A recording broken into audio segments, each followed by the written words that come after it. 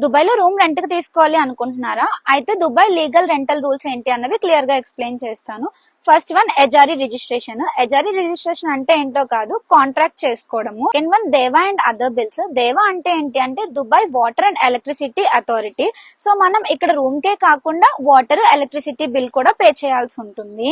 Third one sharing restrictions. కొంతమంది ఏమనుకుంటారు అంటే మనకి ఇక్కడ దుబాయ్ లో కొంచెం కాస్ట్ ఆఫ్ లివింగ్ హై కదా, మన రూమ్ ఎవరితోనైనా షేర్ చేసుకుంటే టెనెంట్స్ తోనే మనకి ఎంతో కొంత సేవ్ అవుతుంది కదా అని అనుకుంటారు.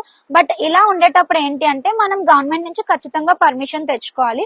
పర్మిషన్ లేకుండా అయితే టెనెంట్స్ కి మనం రూమ్ అనేది షేర్ చేసుకోకూడదు. సో ఇక్కడ చాలా మంది అంటారు ఆల్రెడీ మేము ఇన్ని ఇయర్స్ నుంచి ఉన్నాం, 1 ఇయర్స్ నుంచి ఉన్నాం, షేరింగ్ ఇచ్చాం, మాకు ఎటువంటి ప్రాబ్లం లేదు అని.